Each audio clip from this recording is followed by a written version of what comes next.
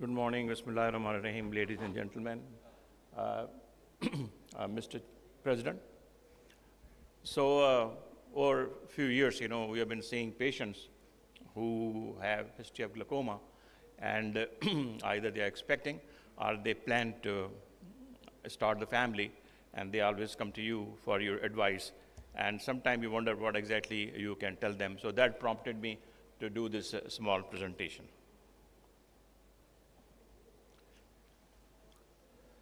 So when evaluating glaucoma in a female patient or childbearing age, it is important to ask about pregnancy or plan to become pregnant, as glaucoma drops may change during the pregnancy. The intraocular pressure changes throughout the pregnancy due to fluctuation in aqueous outflow facility under the hormonal influence. Intraocular pressure and visual fields are therefore carefully monitored during pregnancy and 6 months postpartum. According to FDA, there are no category A glaucoma drugs. Most drops fall within category C, and only alpha agonists are classified in category B. Sorry, there's a small mistake. All glaucoma medications will reach the blood, placenta, and fetal circulation. It's therefore advisable to minimize drops used during the first trimester. Now, this is the FDA's classification. You can see the group A basically is the safest, well-controlled studies in pregnant women have not shown an increased risk of fetal abnormalities. There's no class A drugs that we use in glaucoma. B is the no risk showed in animal studies and no adequate human studies are risk to fetus in animal studies, but no harm to fetus, again, no medicine there. C, risk to fetus in animal studies and no adequate human studies, or no animal or adequate human studies. So there are some drugs which come in class C. D, there's a risk to the fetus shown in well-controlled or observational studies in pregnant patients. The benefits of therapy may outweigh in potential risk in human studies. And then E is the evidence of fetal abnormalities in well-controlled studies in animals or human contraindicated in pregnancy. And the last one is X, which you cannot use it. So all glaucoma medications are category C, except for brimonidine and dapivirine, which is almost not existent in Pakistan. These are category B. So medical treatment, what can we offer to our patients? First trimester, brimonidine, beta blockers, prostaglandin analogs are pretty safe. Prostaglandin can increase uterine tone and stimulate the contraction. However, the drug delivered after topical use found too low to cause any changes.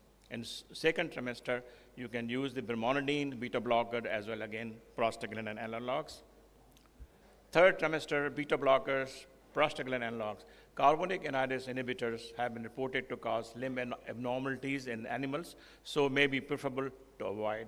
And then nursing patients, beta blockers, prostaglandin analog, and topicals, carbonic anhydrase inhibitors can be used, but brimonidine has to be avoided.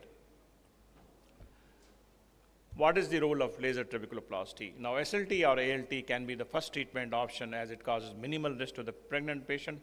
However, its effectiveness in pregnancy is not known. There are no well-controlled studies done in these ladies because the number is so small, that's the reason. But still, we feel that this should be our first line of treatment when it comes to treating a patient who are pregnant. What about glaucoma surgery? There are some pregnancy-specific considerations, including anesthesia, body positioning, intraoperative drug use. General anesthesia and antimetabolites such as mitomycin C, 5-FU, can have risk to pregnant woman and fetus. However, trabeculectomy can be done under lignocaine block. So if you want to do a trabeculectomy, it can be done, but MMC use is contraindicated. Pregnant patients with uncontrolled glaucoma may require drainage devices which can be performed under local anesthesia. Mix can be a good option due to short duration of surgery, but again, there are not too many studies which describe their usefulness in these patients. So anti-glaucoma drops in nursing mothers, beta blockers, they are secreted in breast milk, can cause apnea and bradycardia. Brimonidine can cause apnea, hypertension, and CNS depression. Cholinergics, hypothermia, seizures, and restlessness. Topical and orals CAI are the safest ones. So you can see the patient after the delivery, there's a limitation of certain drugs that you should not be prescribing to your patients. And prostaglandin analogs have found to be safe in these patients. So what advice do you give to your patients? We want to tell them that you must reduce your systemic absorption, and you can close the lid after and slick the drops for 2 minutes. That's what you call tissue press test. And press on your punctum for 2 minutes to block the passage of medicine inside your nasolacrimal duct. And even you can use the punctum plugs. Maintain proper follow-up. Yes, you have to regularly check the intraocular pressure and look at their visual fields and do the OCTs, and just make sure that because of the change in their medical regime, you don't want to see their visual fields deteriorating or getting a retinal layer thinning. So thanks for, this is a short presentation. Thanks for listening to me. I leave you again with a sea view from Karachi. तो कराची के लिए अब दोबारा आपको advice है, end of August, September we are going to cut off, so we invite you to come and attend us there. ठीक है जी, we'll talk about glaucoma there also. Thank you. Thank you, sir. So our next presenter is Nurbakht Nizamani from UK, and her topic is on goniosyncytialisis, an effective management strategy for secondary angle closure glaucoma.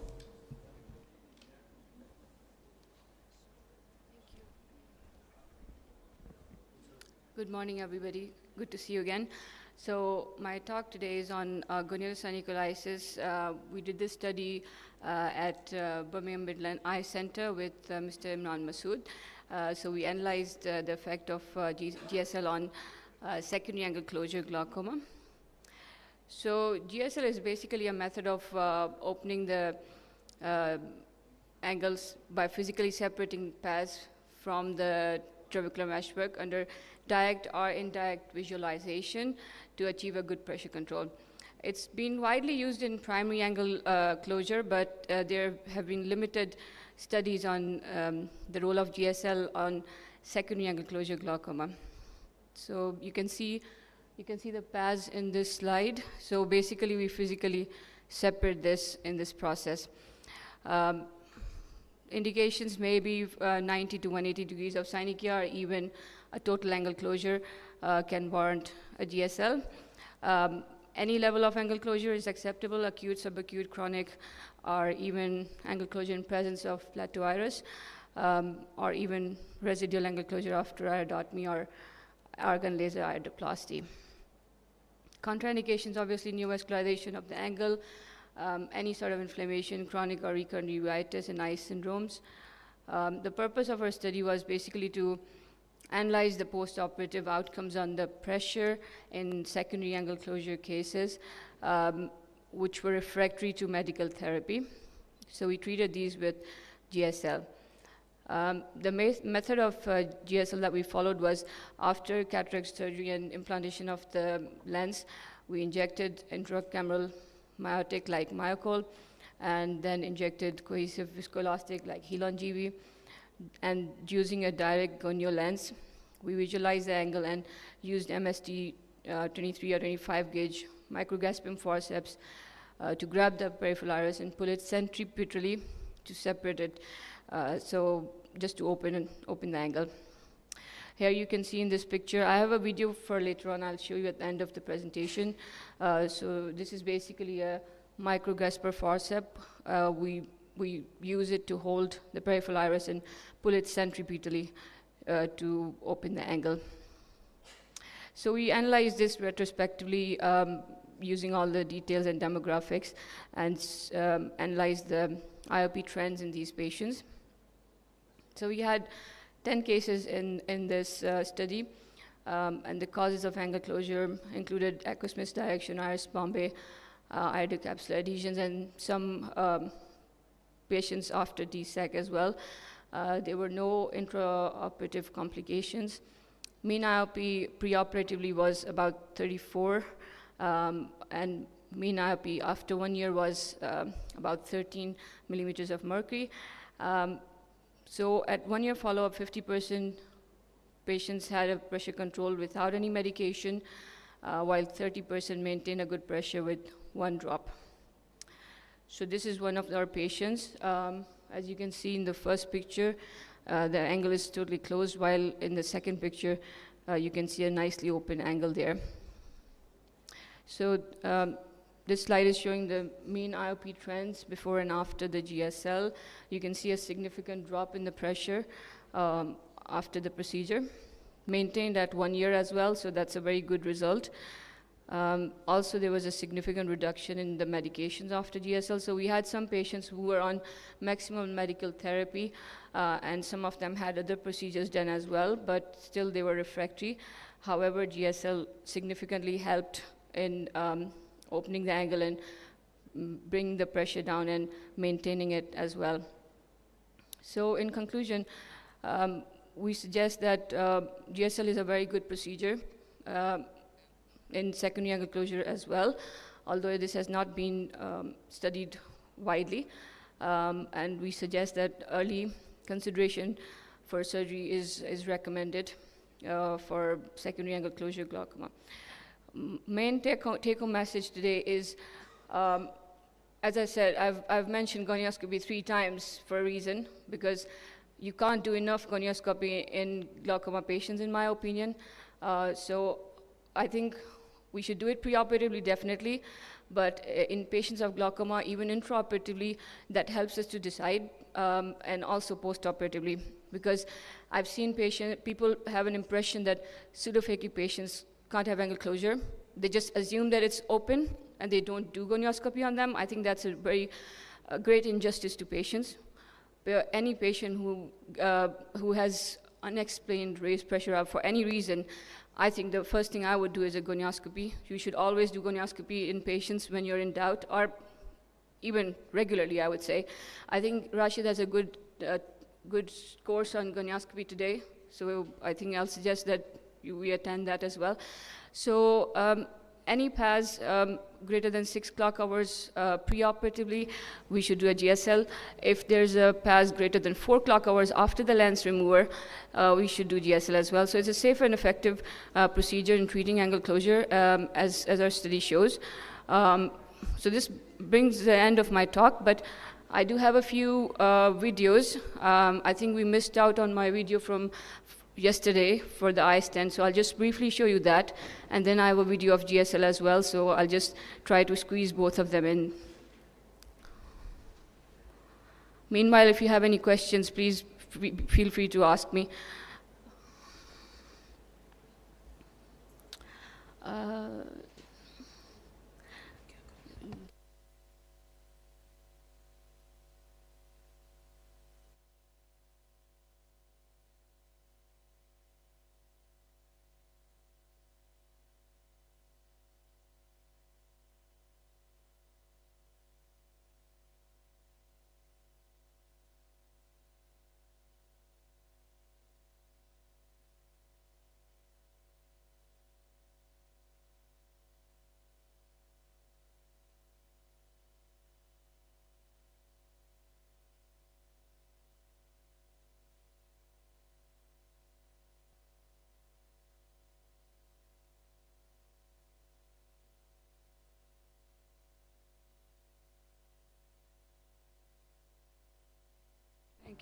Thank you.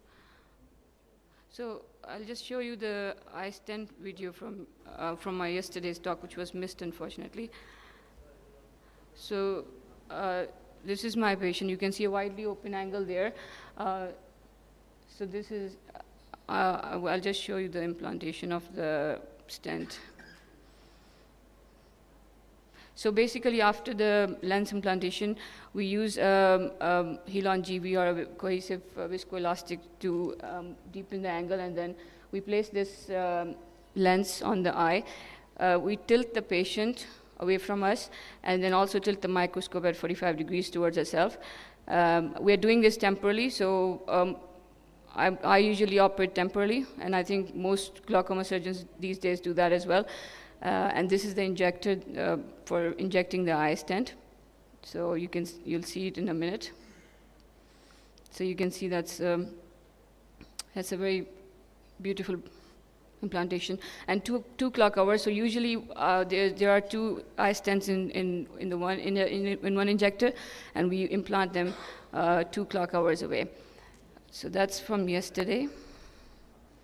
And I'll just show you briefly a case of GSL. One of our cases,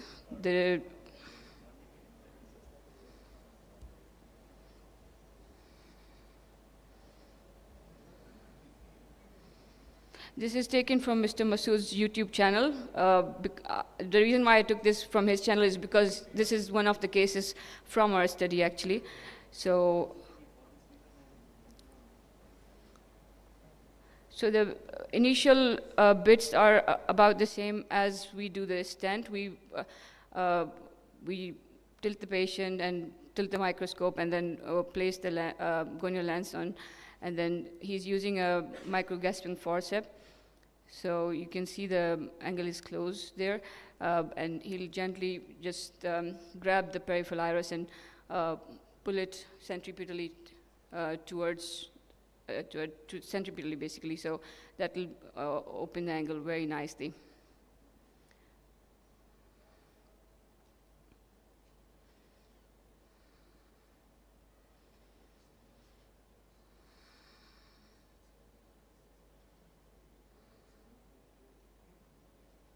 We can also use the other lens, which is an indirect lens. In that, we don't need to tilt the patient or the microscope, but that has a slight learning curve, because you're looking at the opposite angle and your hand is going in the opposite direction. So your eye-hand coordination should be very good in doing that. Alternately, this is another way of doing it. This is a bit easier.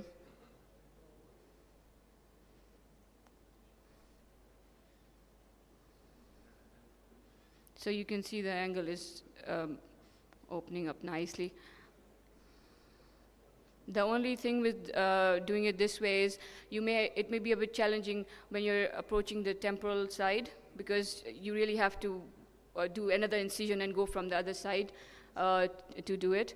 But once you're used to it, then I think it hardly takes a few minutes to do this. I think we'll stop here. The video is too long. If somebody's interested, then they can see it on Mr. Masood's YouTube channel there. Okay, thank you so much. Thank you. So next presenter is Dr. Aisha Shakil, and her topic is on trabeculectomy, Moorfield safe surgical surgery in Pakistan.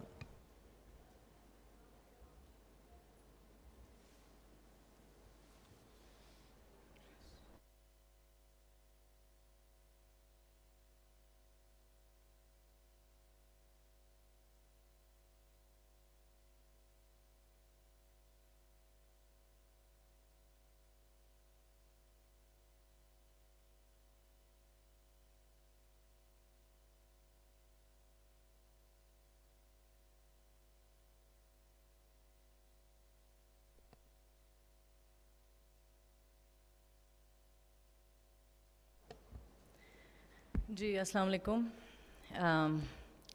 सो कल से हम लोग ट्रेबेक्युलेक्टमी का राग अलाप रहे हैं, and we are talking about trabeculectomy a lot, and the reason is that despite having newer advancements in glaucoma surgery, trabeculectomy is still the gold standard surgery for glaucoma to achieve your target pressure in a number of cases.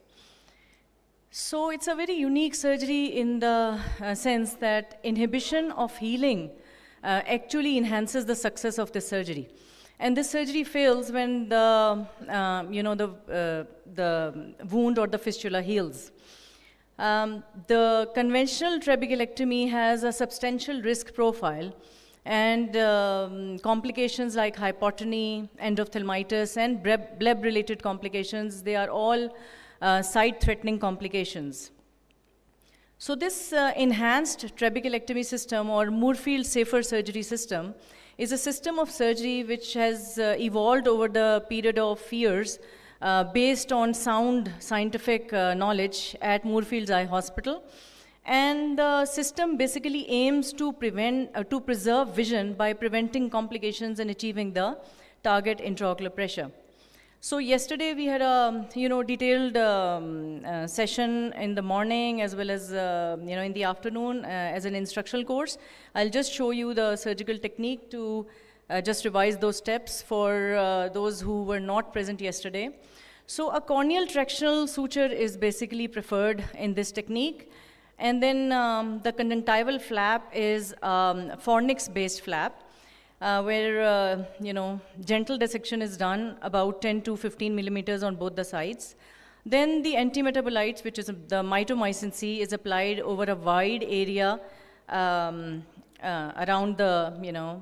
your dissection, and then it's washed. Generally, I do a 0.4 milligram per ml mitomycin C for 3 minutes.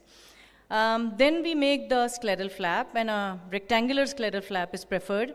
It's around 3 millimeters to 5 millimeter in size, and the horizontal incision is made first, a partial thickness horizontal incision. And then with the help of a crescent knife, a pocket is made in one plane, and you go till the clear cornea on both the sides. Once you have done this, then you make the vertical incisions on the side, and we have to be careful not to take these vertical incisions till the limbus. So they should be about 1 millimeter short of the limbus. This prevents post-op leakage from the sides. Now at this point, we place the releasable sutures. We don't tie them because the eye is still hard. We haven't entered the eye yet. So we make some corneal scratches, and then from the side of the scleral flap, you enter partial thickness and you come out of that scratch in the cornea. Then you re-enter into that corneal scratch, and then you exit on the surface of the scleral flap. Then you re-enter into the scleral flap, and then you secure your corner. So I apply 2 releasable on both the corners, and you leave them at the moment. You don't tie them because you have to make the sclerostomy.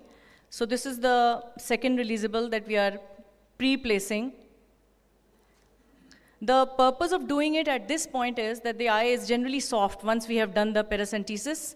So we either do a paracentesis or we apply infusion, and then we enter into the eye in the anterior chamber. So the incision has to be big enough to put the punch inside the eye. The sclerostomy is done with the help of a punch of about 0.5 to 1 millimeters. Then these the iridectomy is done by prolapsing the iris by injecting fluid in the anterior chamber. And then now is the time we tie our pre-placed releasable sutures. So we give 4 throws, and the slip knot is then tied just once. So we do it at one corner and then the other corner. And then we check at this point to see that there is no leak. With the help of a fluorescein as well, we check, and there should be aqueous flow only when we put gentle pressure on the posterior lip of the scleral flap. The conjunctiva is then meticulously closed by applying 2 purse string sutures at the corner, and then 2 or 3 mattress sutures in the middle to fully close the conjunctiva.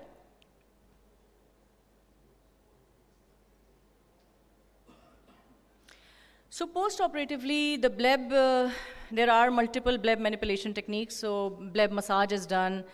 Sometimes we have to remove these releasable sutures, or we have to do a laser suture lysis with or without subconjunctival injections of 5-fluorouracil or steroids.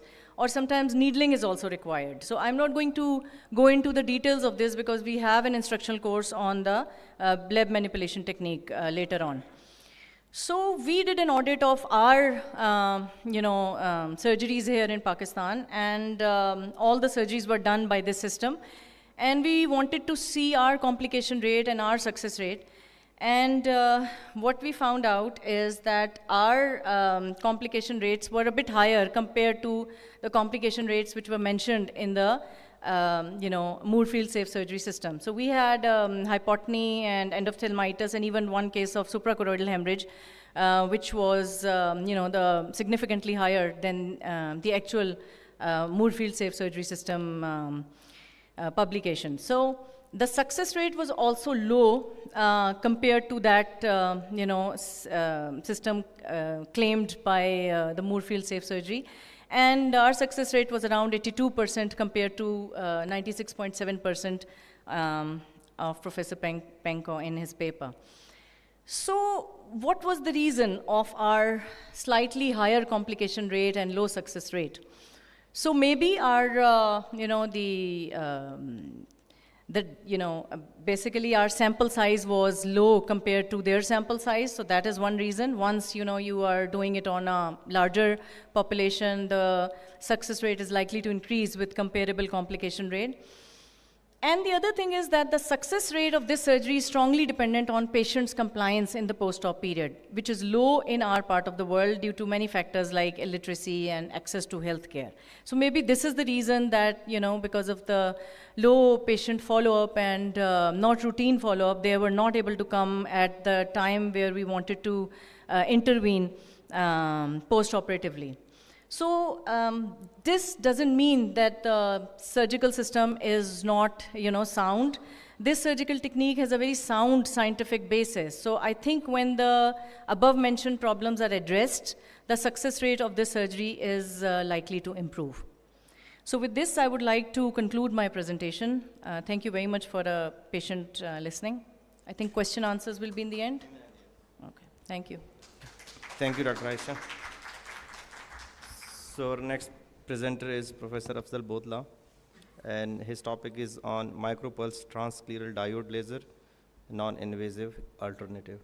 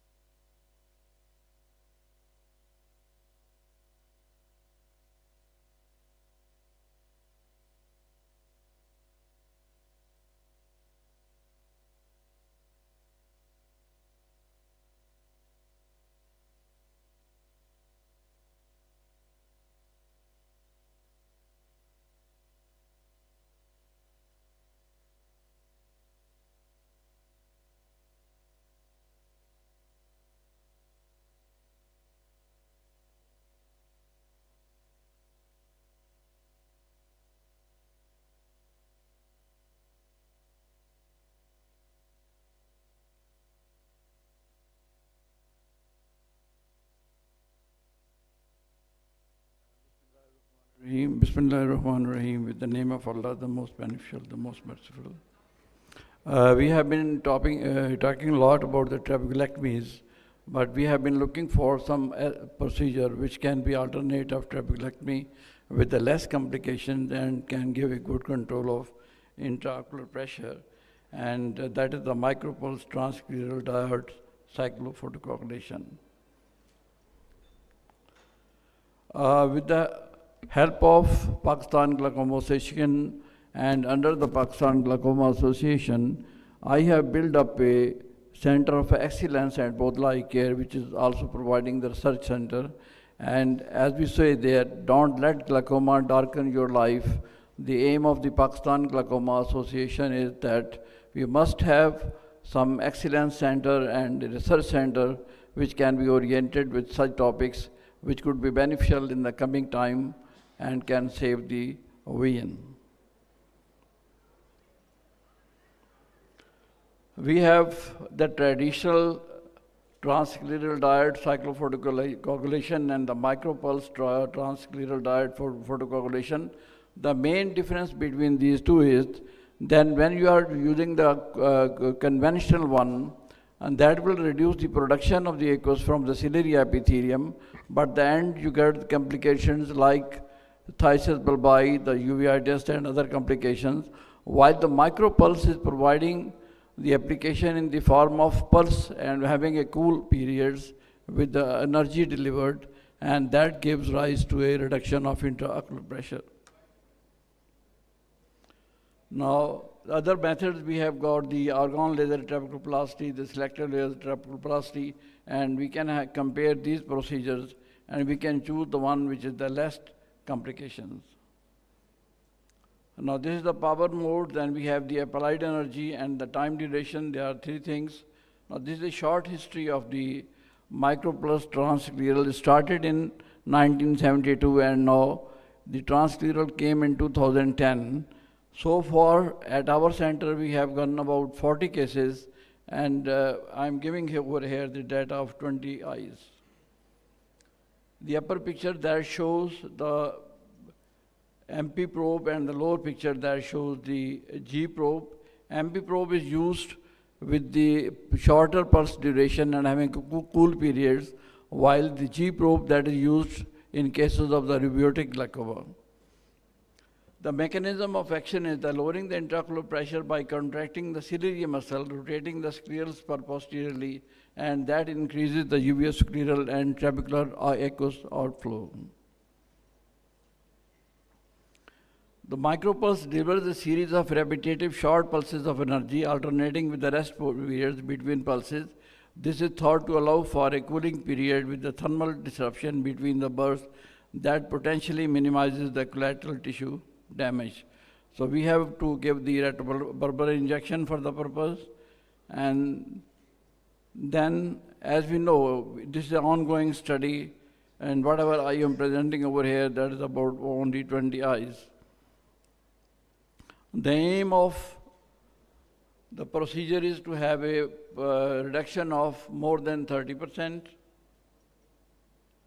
And the selection criteria is, so far we have done all type of cases which are the refractive glaucomas, like the primary open angle glaucomas, pseudophakic glaucomas, juvenile glaucomas, and even the rubeotic glaucoma cases. 20 eyes of 20 patients are taking, and we divided in two groups. Male were 14, the female were 16, 6 patients. This procedure is done in a way that we have the 4 sweeps or 5 sweeps. 4 sweeps means when you place the probe and then you move the probe onto the limbal side, and that is about 15 to 20 seconds. If the intraocular pressure is 30 degrees, then we have to make it for 4 times. If it is more than 20, then we make it 5 times. I took also in consideration the number of drugs. Supposing a patient was using 3 drugs, the intraocular pressure was 36. If a patient was using 2 drugs, the intraocular pressure was 20. The energy delivered was based on the number of drugs and the intraocular pressure. There are 5 modifiable factors: total time of treatment, the power which are we using, the area treated, that is 180 degrees or 360 degrees, position of the probe, and number of the sweeps. That again depends upon the intraocular pressure. Now this is a graph, the gender distribution. This is a graph showing the age distribution. Over here I have shown the number of the eyes which were using single drug, the number of eyes which were using double drug, and the number of eyes which were using 3 drugs. This graph shows the number of drugs, and along with the reduction in intraocular pressure, those drugs which were on patients which were on 3 drugs, they came to a single drug, and those patients who were on 2 drugs, practically after 4 to 6 weeks times, there was no medication required for those patients. Now this is the statistical data with the p-values of less than 0.1. The overall reduction of intraocular pressure that was about 48.94%, and in 24 weeks trials it became 18.4 millimeter of mercury. Now these are the different types of glaucoma which we have treated so far, and it includes the rubeotic glaucoma and other type of refractory glaucoma cases. Again, this is the complication. The people suffers a lot. In some cases it does. Spinster people muscle sometimes becomes non-reactive.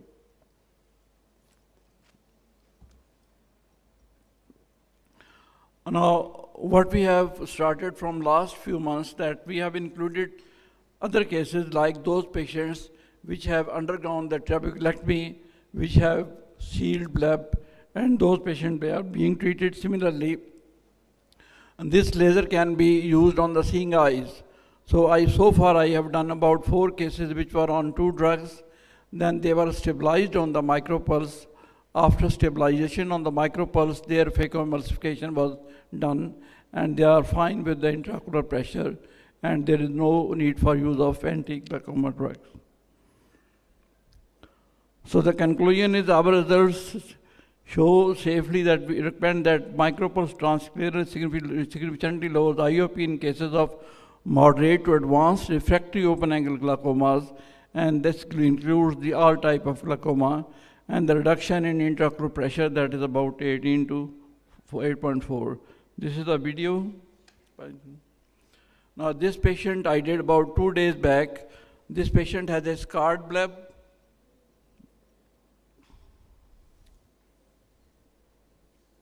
And it was on 3 drugs.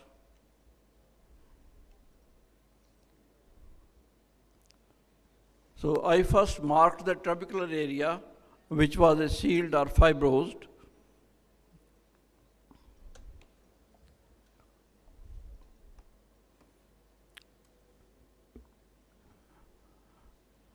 And then I placed the coupling agent viscoelastic. Last time when we were discussing at Lahore, Dr. Rashid Ziad advised about that, and then I started the viscoelastic as a coupling agent.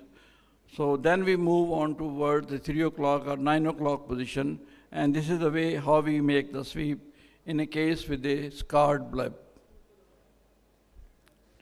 Video नहीं आ रही है इसमें ना?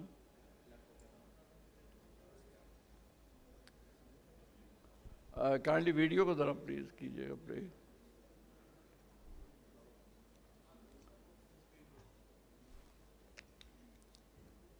Video play नहीं हो रही.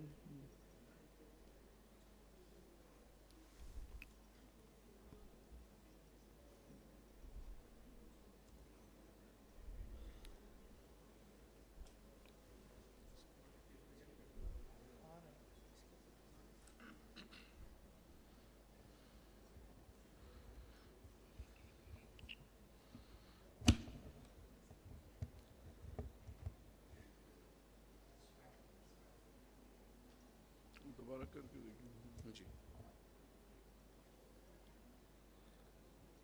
No signal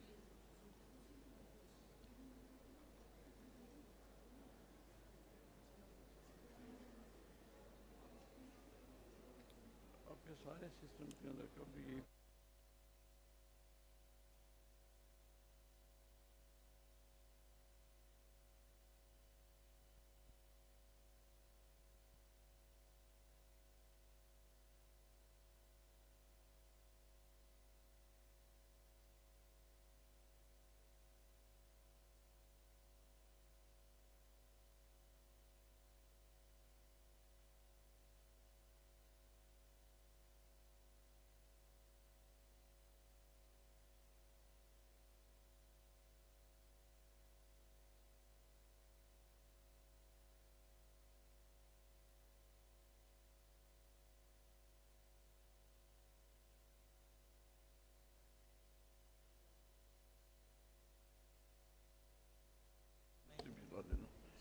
I am thankful to Dr. Rashid for advising for that coupling agents, and this is less painful and giving a good results. This is the marking of the trabecular area.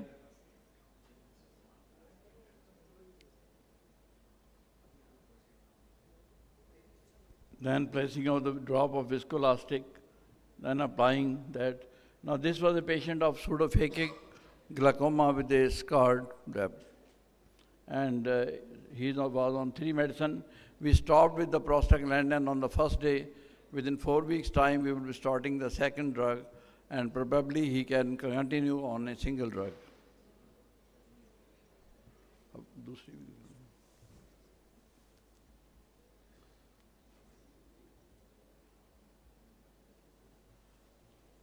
This is the normal procedure when we are using 180 degree or 360 degrees. I just base on the intraocular pressure, whether it is a mild glaucoma, moderate glaucoma, and advanced glaucoma. Then I based on the number of the medicine which are being used, and then according to that, we statistically analyze the results of control of intraocular pressure and the number of medicine which are being closed. Thank you very much.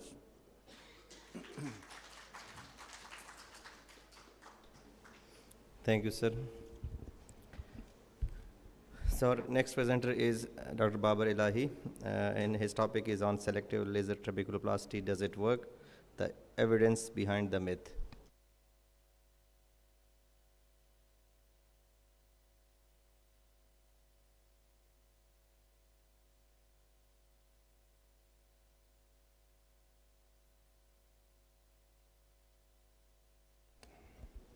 Thank you.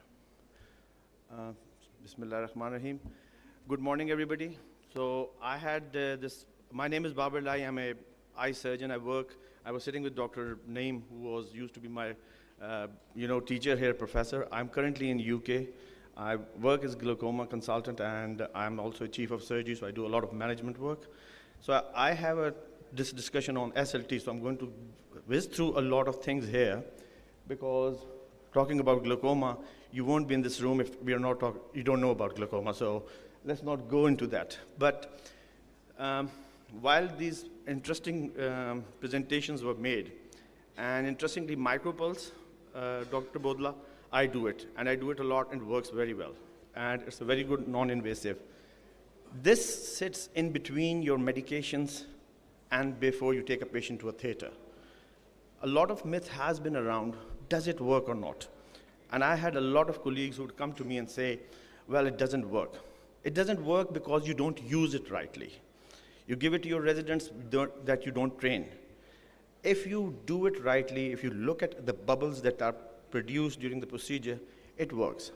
In Pakistan, I was told recently it's quite expensive, but the long-term economics around it is so good, and that is why it is acceptable as a NICE guidance all over the world that you could do it, because NICE doesn't only look at, or this is National Clinical Excellence in UK, which gives us guidance on treatment. They don't only look at things from a healthcare point of view, they also look at from economic point of view. So economically, the long-term burden of your medication, it outweighs it.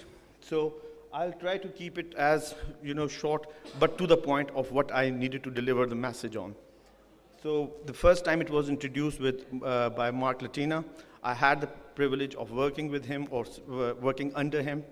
And my association with SLT goes back to when I first joined, and I worked with the people who first introduced it. So I've been doing it since 2006.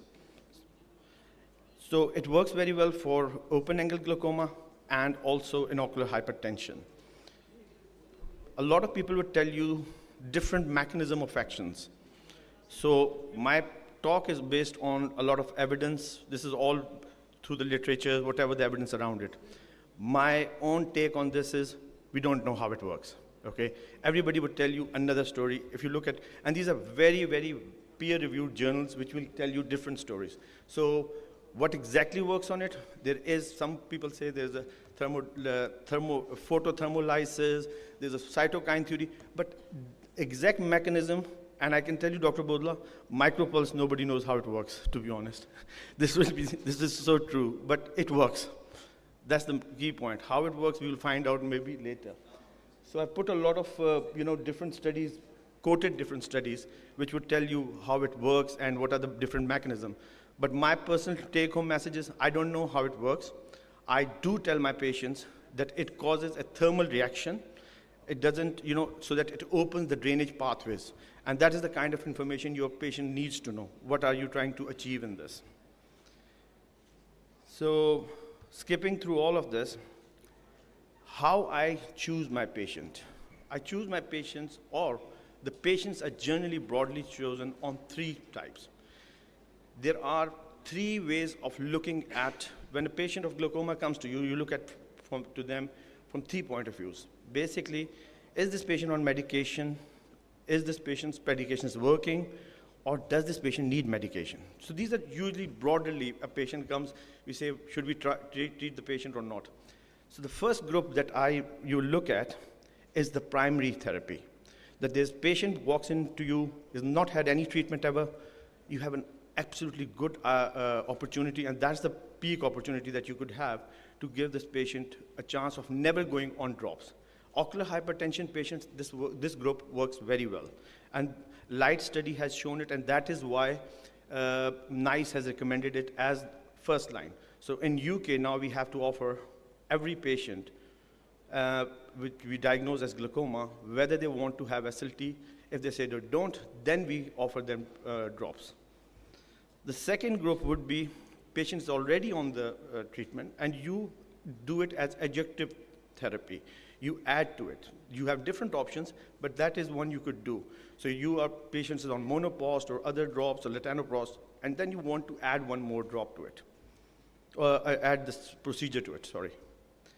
And third one is where you have as a replacement therapy. You have a patient, you're treating them with alpha guns or brimonidines, and you've got very angry eyes, nothing works. Then at that point, stop everything. Maybe this is a replacement therapy. So 3 broader categories of how SLT works. Then I look at it, how it works around, and I looked at all the evidence around how it works for patients who are on different treatments, different pathologies, sorry. So the pathology is, for instance, it's a pseudoexfoliative glaucoma, it works. But be careful, in my personal tip, of SLT in pseudoexfoliative. Go for a lower power. If it goes out of control, I ended up taking a patient for TREBI. So, and it was an ocular hypertension patient, doesn't go very well when you end up taking an ocular hypertension patient just because SLT caused all of that. In pigmentary glaucoma, also have to be very careful. Keep the power on a minimal to what you start with. I'll discuss a little bit about the power as well that you need to use. The evidence around normal tension glaucoma is not very good, so I usually do not offer in a non-normal tension glaucoma patient. Angle closure, this is also a very good tip. So if you have a very big clinic and a lot of people are sending patients to you for SLT, just tell the residents to make sure they check the angles before, because at the end of the day, you're going to do SLT in that angle. So if there is no angle over there, there's nothing to do.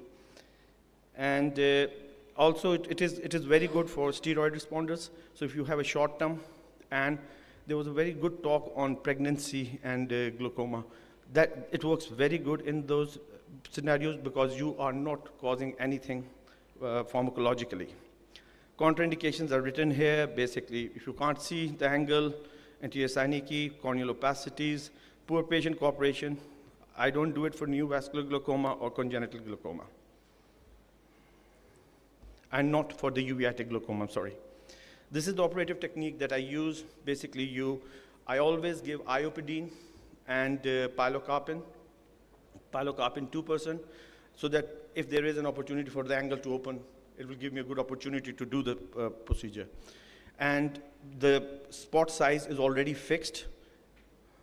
And what you do is, you could have 25 spots per 90 degrees. Initially, there has been a lot of studies. I was personally involved in studies around 90 degrees, then 180 degrees, then 180 to 360 degrees. 180 degree works equal to 360 degree. From academic point of view, from literature point of view, 90 degree doesn't work. I don't do it anymore. NICE has recommended 360 degree. So, but it is repeatable. So you apply 25 spots in a 90 degrees, so 100 in total. So every quadrant gets a 25 spots. And as I said, this is very important that when we started in 2006, we were doing something, I think on the average, everybody was getting 1.1 or 1.3 millijoules. I hardly do that. Maybe machines have got better optics, better technology. So my personal one is 0.4 to 0.8, hardly ever gone to 0.9 even. So, but as long as you're seeing the bubbles, you should be very fine. I've got a few residents, I've got 6 residents from Pakistan, from the MTI program, so they're all getting the training on this, and they need to see bubbles all the time. So this is how, if you compare it, this is how big the size of the spot is, 400 micron. And this is the kind of a histopathologically you could see the difference in their structure.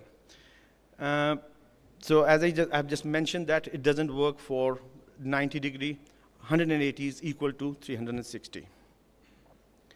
Post-operative management that is a very debatable thing, and I think we have done that, a lot of discussion around our debates in our glaucoma fellowship programs with the BPOS.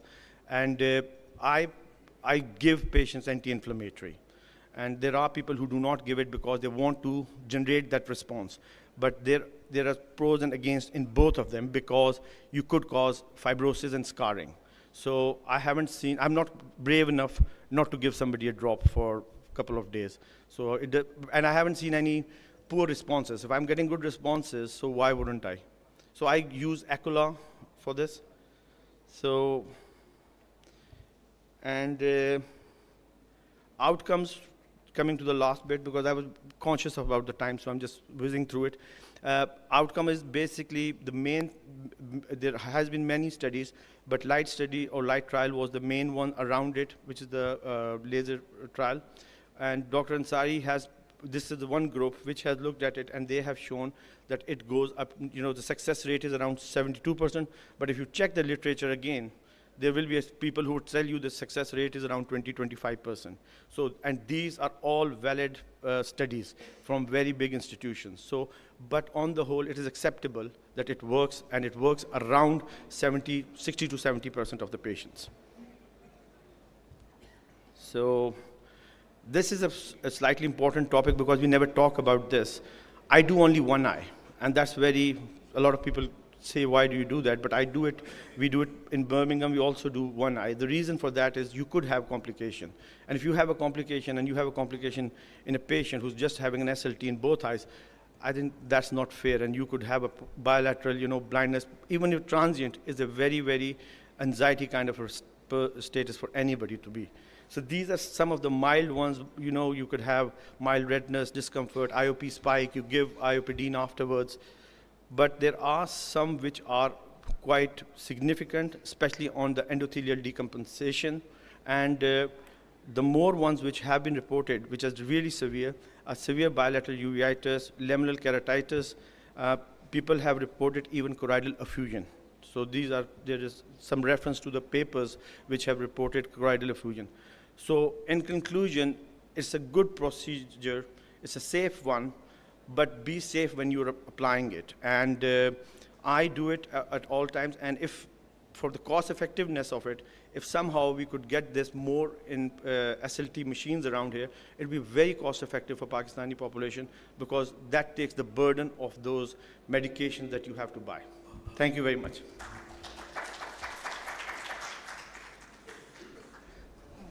Thank you. So with this, we come to the end of the session. If there are any questions, we can take few. Please. Yes. Can you give the mic to him, please?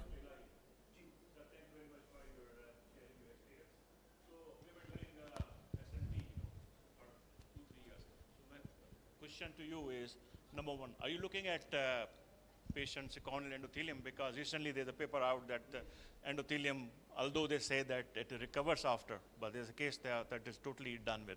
So are you looking at corneal endothelium when you think there's some problem going on? You still offer them SLT? No, I never. I usually do not offer patients SLT when I have any corneal, if uveitis is there, or any corneal pathology. Because the corneal, I have seen as a junior doctor, corneal decompensation becomes really accelerated, and endpoint is a keratoplasty in those patients. So it's not worth it. I wouldn't do that. Right. The second question I'm asking is, what Italian group is doing, schizoendology. What he's doing is he's doing SLT to their patient every year, because we know that there's reduction in the IOP, 20% every year, and 3–4 years your pressure comes down. The same thing what we were doing with the LT. So his hypothesis is that, what you're doing is you're modulating the trabecular cells, they open up, and then once time goes by, they close again. So he wanted to do it again, and he is recommending that we do it. I think post-trial is looking at that. What is your take on it? What do you think? I have not done a trial, but I'll be honest with you, I repeat it. because my population base, I work in a West Midlands, so I've got 98% Caucasian. I was trained at Oxford, also 98% Caucasians. So my boss, John Salmon, told me in Oxford when I was doing my fellowship, when you go to this population, be least invasive. Okay, so I have those 89, 90-year-old, they have very long ages. And what do you do there? So you end up, you know, you have offered everything, and as a glaucoma, you have a journey. You start a journey, I'm going to do this, this, this. You've passed all those, and then you think about it, oh God, either the patient outlives his treatment, or you have to come up with a new plan. So the new plan that I personally do is, is offer SLT. Yes, it comes down for a short while, 6 months. I have had a good 6 months, a year. So I think this is a very valid study because you need evidence to say in the long term, yes, this works, that this is, all these studies give us a bit of a, direction that we are practicing evidence-based medicine, and that's why we are using this evidence to do whatever we're doing. But without any evidence, if I run out of options, I do SLTs. When I run out of options with SLT, I do micropulse. I have repeated micropulse many times on elderly patients, and it works. It gives you that 6 months, a year, and then you wait for any news coming from the patient that they're coming back to see you or not. But that is the story. You have very long lives over there. So. Audience आपको समझ आ रही है ये दोनों आपस में क्या बातें कर रहे हैं? जिनको समझ आई है वो हाथ खड़ा करें. किससे? Of Center of Excellence fame. Thank you for excellent presentation, Dr. Lai. My question is, what is the sir पहले उनके सवाल का जवाब दें, आप अपना सवाल बाद में पूछें. पहले आप उनके सवाल का जवाब दें, फिर आप अपना सवाल पूछें. मेरा सवाल आपसे ये था कि you're doing macropulse. I'm sure you have used the G probe, Gosselin probe. So with the normal thing, have you experience of using the slow cooking method with G probe? I only did 3 cases with the G probe. And But the standard one. Other cases, they were all done with my. Okay, gentlemen, do you have any experience using the slow cooking method with G probe? Because you understand, the G probe is very common in Pakistan, and MP3 is a problem. The reason is that because they restrict its use beyond once or twice, so it becomes expensive. So G probe, you can use as umpteen times. So if we change to other methods, so what is your take, both of you guys? सब पहले SLT से बात कर लें, फिर इसके बाद. अब Babar is our boss, boss को तंग करने का मज़ा ही लाता था. तो Babar is our boss, chief of surgery हर तरफ, तो इनको तंग करने का मज़ा लाता था. SLT जो है ना sir, it works on thermal relaxation mechanism. तो जितना पिगमेंट आपके पास ज़्यादा होगा, आप उतनी एनर्जी कम करेंगे, क्योंकि pigment absorbs that energy and then it slowly releases. तो जिस जगह SLT ने hit किया, वहाँ पे effect of SLT and ALT is similar. It's destructive. It's not a cold laser. It's a destructive laser. It will cause destruction locally at the trabecular meshwork जहाँ पे इसने hit किया. वहाँ से pigment उसको energy absorb कर लेगा, slowly release करेगा. This slow release energy then causes biological and chemical reaction cascades in the adjacent area. जिसकी वजह से you space the spots. अगर आप spots को confluent कर देंगे, you're going to destroy the whole trabecular meshwork just like in ALT. तो अब ये इसमें जो bubbles आपने देखने हैं, your bubbles should not come into the anterior chamber. That means you have used too much energy and you're destroying it. Bubbles should appear, but they should not come into anterior chamber. और bubbles क्यों produce होते हैं? Bubbles produce होते हैं because this laser has evaporated the tissue. This is how destructive it is. Naming it as cold laser is a misnomer. कभी किसी को ये अपने trainees को नहीं कहना चाहिए और ना ही किसी journal में लिखना चाहिए. It's not a cold laser. It's just a gentler laser. But if you misuse it, it is as destructive as ALT. तो दूसरा ये कि if you repeat it every year, जब ज़रूरत ही नहीं तो repeat करने की क्या ज़रूरत है? और repeat, you're doing a destructive laser every time, and every time you do it, you knacker the trabecular meshwork more and more. तो अभी तो वो ट्रायल करके 3-4 सालों में फारिग हो जाएंगे, लेकिन यही सारे लोग they will be coming back for trial after about 10-15 years because their trabecular meshwork has all been decompensated. तो यही concept is on endothelium. मैं इस सवाल पे आपका आना चाह रहा था. That's why मैंने इसकी इतनी तमहीद बांधी है कि जब एंडोथीलियम के ऊपर पिगमेंट कहीं आपको स्पॉट्स नज़र आ रहे हों, तो इसका मतलब है कि आपकी जो स्कैटर्ड लेज़र है that can be absorb by that pigment and that absorption can then later release and cause endothelial damage. और फिर कई दफ़ा होता है कई ट्रेनीज जो हैं they are not familiar with gonioscopy, और वो बजाय ट्रेबिकुलर मेशवर्क के ऊपर रखने के दे गो ऑन टू शोल्डर्स line.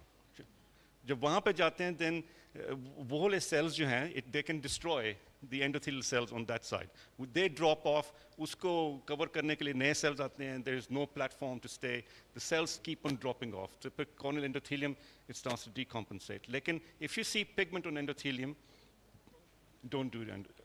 If you see unhappy endothelium, don't do it please. और माइक्रोपल्स का मेरा अपना इतना ज़ाती एक्सपीरियंस नहीं है क्योंकि I don't like destroying conjunctiva, I straight go for the blood related surgeries etcetera. लेकिन micropulse has a very important role, it's less invasive than G probe, लेकिन अगर आपके पास माइक्रोपल्स नहीं है, आपके पास जी प्रोब है, तो आप जिस तरह पुरानी फेको मशीन्स को you can modulate the phaco energy by the pedal, so you can also modulate the energy with G probe and it's very useful. लेकिन whether you using G probe, especially if you're using G probe, always illuminate the ciliary body. So, and coupling agent, both साहब ने बड़ा सही बात की है कि if you're using G probe or MP3 probe, always use coupling agent. I sometimes show photographs that if you do not use coupling agent, आपके focus of energy ही नहीं होता। Your coupling agent आपके पास होना चाहिए, perpendicular probe होना चाहिए और forceful application होनी चाहिए। अगर ये होगा तो आपकी almost सारी G probe, MP3 सारे बहुत अच्छा काम करेंगे। एक और पॉइंट इसमें ऐड कर दूं उसी में जो माइक्रोपल्स में, आई थिंक मुझे मेरे एक ट्रेनी ने यहाँ से कराची से एक ट्रेनी है मेरी, तो उसने मुझे कहा कि सर मैं आई वाज नॉट यूजिंग, जो आया था हमारा जो रैप ने जिस वक्त स्टार्ट करवाया था कि आप वैसे ना डोंट यूज़ माइक्रोस्कोप, तो क्या सर माइक्रोस्कोप क्यों नहीं यूज़ करते जब इतना आपने कह रहे हैं कि इस लाइन पर रहना है, यूँ करना है। Microscope is a very good idea to use in this lasers, चाहे आप साइक्लोडायोड करने हो। किसी ने मुझे कहा था एक बहुत अर्सा पहले कि the best treatment for glaucoma जो मोस्ट इफेक्टिव होगी, जो कि आइडियल है, आइडियलिस्टिक, कि अगर आपके पास कोई ऐसा लेज़र हो, स्पेशली साइक्लोडायोड, जिसमें आप बगैर डैमेज किए बहुत मिनिमल सा आई का प्रेशर, क्योंकि ग्लोकोमा है क्या, हम प्लम्बर हैं basically, we are plumbers of the eye, basically tap खोल देता है, कभी पानी निकल जाता है, कभी ड्रेनेज खोल रहे हैं, कभी पानी बंद कर रहे हैं, तो वो जो सिलसिला मिल जाए, जैसे पानी थोड़ा सा बंद हो जाए ना तो डैमेज रुक जाएगा। So I was just going to add that in your presentation I realise I think you are using microscope, that's why, so it's a very good thing. My question was that you said that you are shifting from SLT to micropulse in certain cases. Now, what is your baseline IOP criteria when you shift from SLT to micropulse? I will always try first to do it.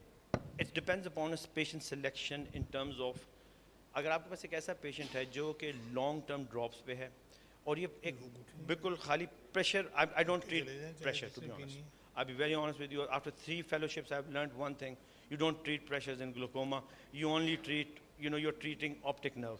Basically आपने pathology को रोकना है, तो आपने किसी तरह, तो pressure is never my के इससे ऊपर होगा तो मैं ये करूँ और उससे मैं I don't do that.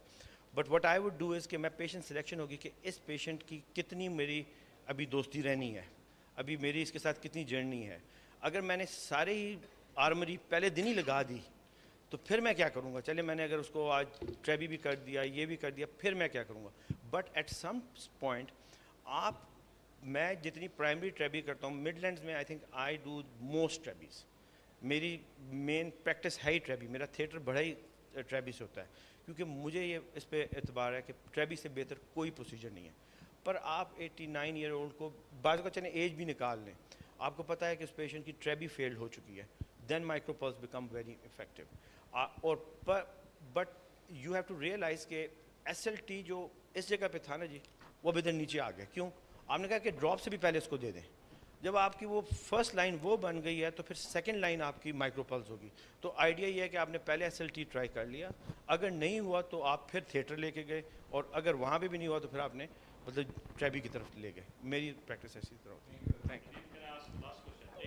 You already know everything. Why are you asking questions again and again? वो लेक्चर थिएटर में बच्चे होते हैं ना, जान जान के सवाल पूछते हैं ताकि सबको पता चले कि मुझे आता है। SLT का मुझे बताएं कि आपका एक्सपीरियंस है एंगुलर सेशन ग्लोकोमा में? एंगुलर सेशन ग्लोकोमा में सर एक बुक करके आया हूँ और ये भी खुद भी पढ़ना चाह रहा हूँ, क्योंकि मेरे पास एक अभी पेशेंट आया है, वो एंगुलर सेशन ग्लोकोमा का है, और मैं यही सोच रहा था कि क्यों नहीं किया जा सकता। आई थिंक किया जा सकता है राशिद, क्या, but as long as you have to realize angular session होगा कितना। एंगुलर सेशन 360 तो होगा नहीं, एंगुलर सेशन आपका एक एरिया में ही इन्वॉल्व होगा। अगर आपको वो प्रिवेंट कर सकते हैं तो आई थिंक आप कर सकते हैं। मैं कुछ तो सर आपको बताऊंगा सही, कुछ तो उसका डैमेज हो गया, बाकी का आप कर दें। ठीक है, तो I think it's time for the tea break for the audience, and the next session will start at 10:30.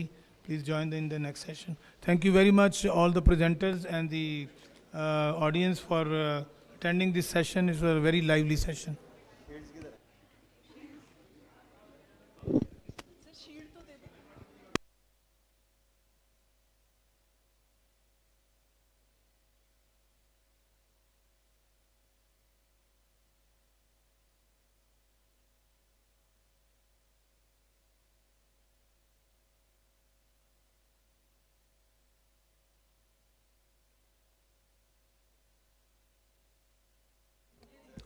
ये गरीबों में शील्डें बांटी जाएंगी, प्लीज़ स्टेज पे आ जाएं। जिन गरीबों ने प्रेजेंटेशन दी है वो सब आ जाएं। कौन है? Doctor Ayesha Shakeel, please stage पे आइए और शील्ड रिसीव कीजिए।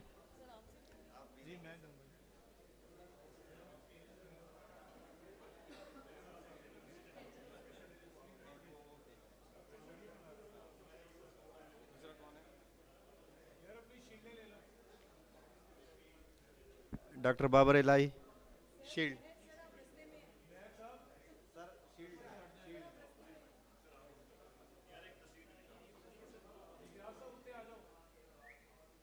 मुझे कितनी मिलेगी भाई? मुझे एक तो लिख चुका हूँ। ये देखते हैं, अभी बाबर साहब का नंबर है सर, आप आ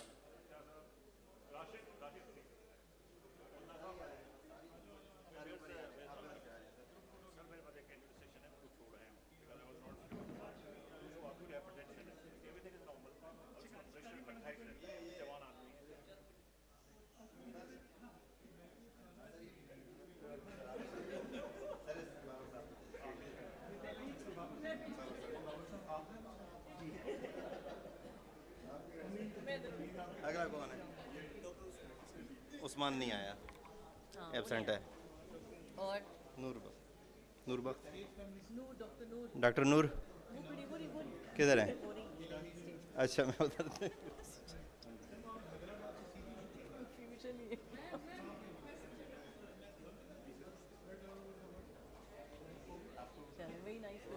थैंक यू वेरी मच। आपकी भी बड़ी मदद की। मेरा मसला है कि मैं ऑक्सफोर्ड नहीं मिलना नहीं सर का नहीं है और होगा, और मूल फील्ड में 32 मैंने फैसला किया था मैं ऑक्सफोर्ड जाऊँगा, और अल्लाह ने दिलवा भी दिया था। I was 1 out of 14 select पूरी कोरों में।